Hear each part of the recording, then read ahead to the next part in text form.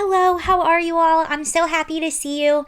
I'm back. It's been a little while. I am going to be live tomorrow night at Tuesday, September 24th, Taco Tuesday, September 24th at 8 p.m. Eastern Time. So hopefully I'll see some of you there, and I'll remind you again before I do that so you'll be aware when I'm live. I'm excited to see you all. So let's chat about Springfield, Ohio, and what's been happening there. We're going to go through all of it, and I'm sure you've heard about this situation, this tiny little town in Ohio, population of 60,000 people, that within a matter of 4 years saw an influx of anywhere from 20 to 22,000 Haitian refugees on a temporary protected status, or at least I'm pretty sure most of them have temporary protected status. I don't know if there's a time limit cutoff because I'm sure some of the people arriving have been here for a while, but most of them, they should be on temporary protected status. So that's something we need to talk about right off the bat, which technically means they're here legally in a sense because they do have this status. The Haitian migrants do. So I just want to make that distinction. Now, what's happening in Springfield is actually happening in several towns, several small towns all throughout the United States, and I fear that it's going to continue to happen. So you're seeing these really small towns with populations of just a few thousand people. Within a matter of a few years, they're being inundated with all of these migrants. And it's not to speak bad about the people individually, but anytime you have a town, for instance, I'm going to give you a different town, Charleroi, Pennsylvania. I believe that's how you pronounce this correctly. This town just came in the news this past week too. So this town has a population of 4,000 people, and they got 2,500 Haitian migrants or Haitian refugees in their town. Again, a matter of just a few years. That's more than half the size of their population. And what you also have to keep in mind is there's a lot of stories going around. We're going to get to it. But the main stories are just the lack of resources in this town. What's happening are you have people coming to these towns that don't know how to properly drive. In Haiti, only 3 out of every 1,000 people actually owns or drives a car. Most people, their main means of transportation is walking. So they're coming from a culture where they don't drive, coming into a culture where we do nothing but driving. And a lot of people, they're getting rushed through the DMV. They're getting these temporary license, but they're still not able to read the signs. They don't understand the speed limits, and they're causing a lot of accidents, which unfortunately caused the death of a little boy, I believe about a year ago when someone slammed into a school bus. It injured other children, but there was one fatality. And it's happening all throughout the town. Their car accidents are a lot more frequent, and because of that, local residents are seeing their car insurance increase.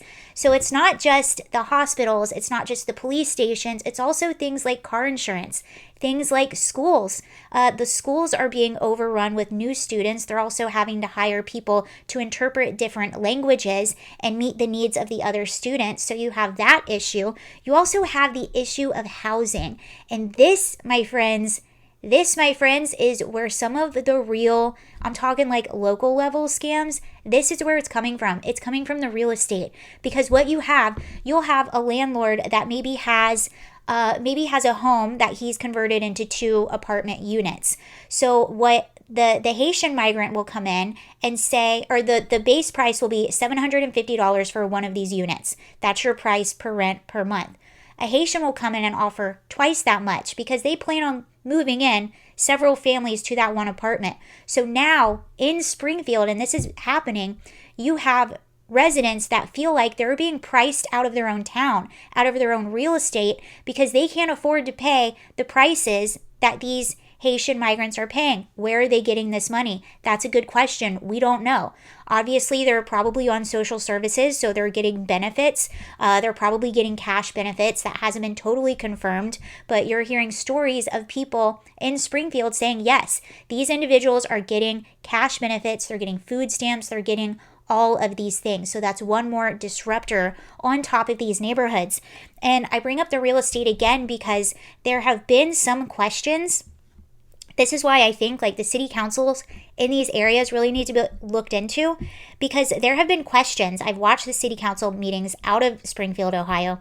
There have been questions by residents on whether or not some of the city council members might be getting kickbacks to some of these real estate deals.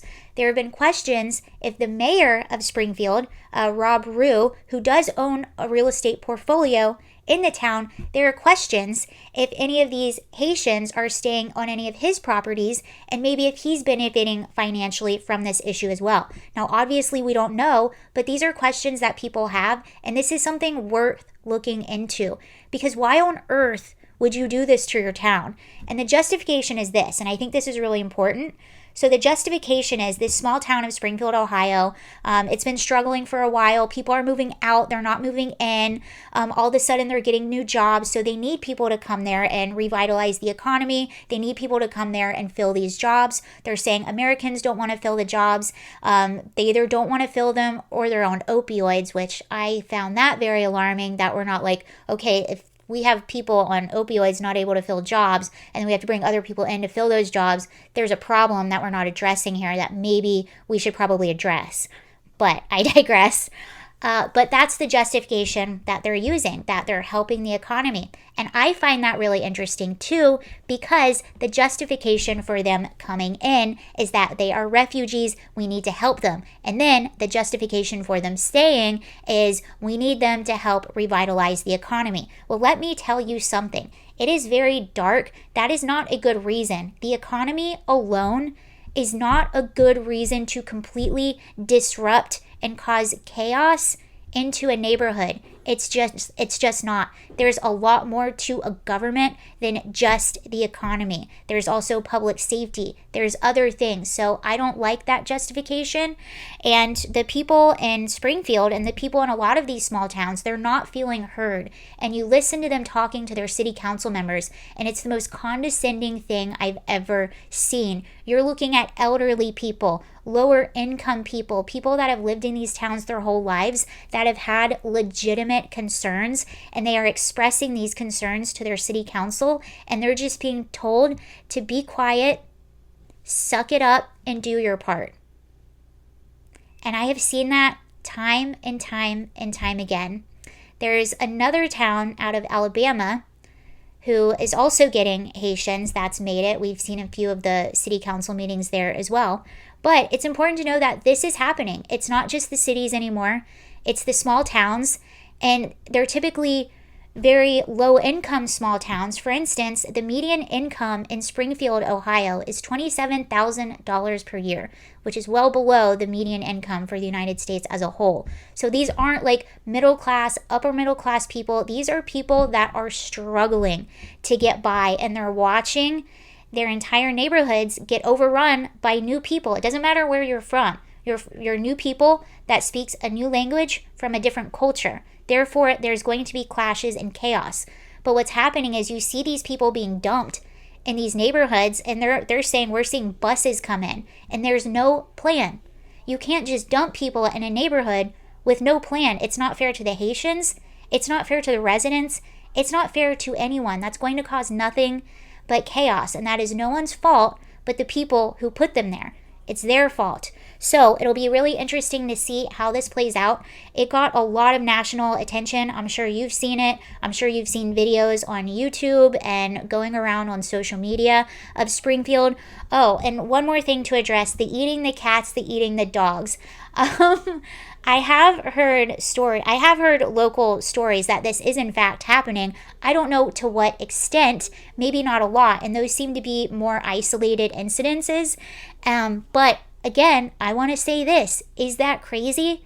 They practice voodoo in Haiti. A portion of the population, they practice voodoo, and a part of that practice is animal sacrifice. So is it really crazy? Excuse me. Are we going? Okay, sorry. Is it really crazy to think that they would do that here? The law of averages says, yeah, they would do that here. And I know that concept is so foreign to us in the United States because we grew up in the United States. That's not a part of our culture. But when you bring people in from another culture, you're going to see parts of their culture that we're not used to seeing. And that's just one part. Okay, that's everything I have right now about Springfield. We'll keep an eye on this. It's been fun to see all of the national attention and these people in this town finally get their voices heard. It was heartbreaking watching some of their city council meetings. City council meetings. I'll have some of it in the live tomorrow, and we can go through it and watch it. But have a great